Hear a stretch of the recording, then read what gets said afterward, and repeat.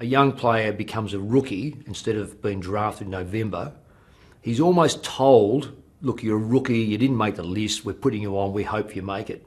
Is there a restriction on you? I look back now and I say, I don't care when you're picked, how you're picked. If you're on our list, there are no limits.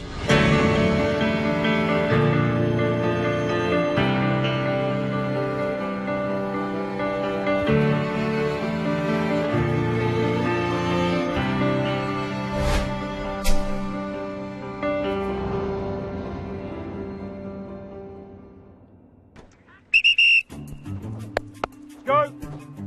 Some of the best years I've had as a coach have not been a premiership year, because you just know you got the most out of the group. And that's all I ask of this group, is to find their maximum and then press the button again. We are so restricted in mankind. We just do not know the limit.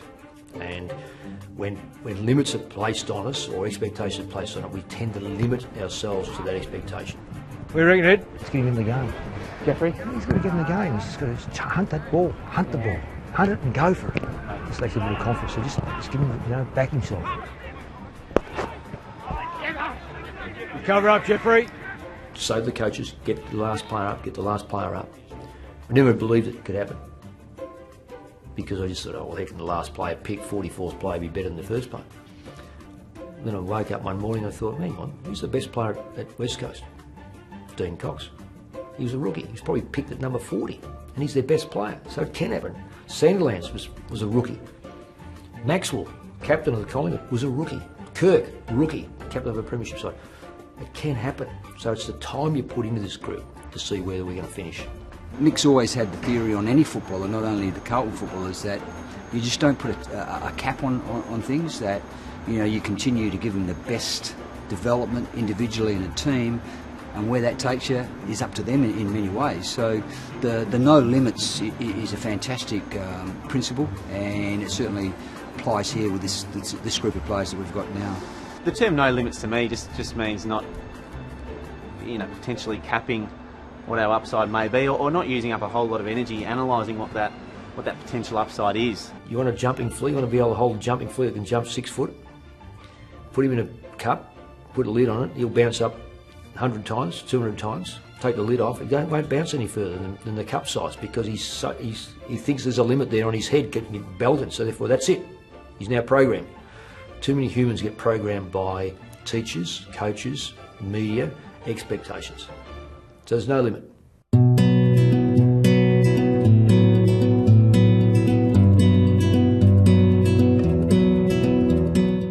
Fortunately, I've never put restrictions on myself, albeit the fact that through school you're constantly told you're no good, or you're no good at this, you're okay at that, and you almost then gravitate to the things you're good at because you're fearful of the things you're not good at.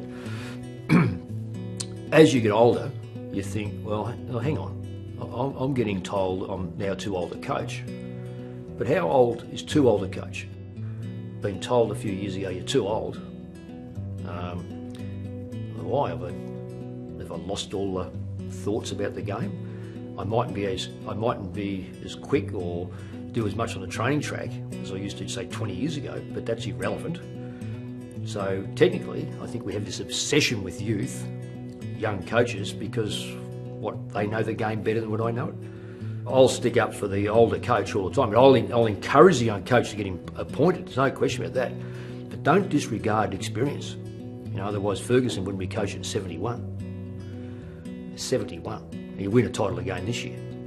So, and in his own mind, you are, the old cliche that I always keep hearing is, look in the mirror and you'll find out how old you are. Don't look in the mirror and act the way you feel.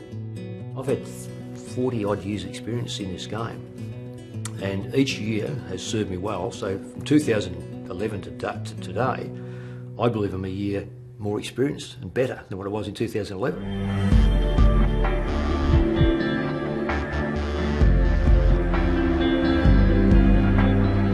I just see it as an extension of life to be able to stay in the game of football.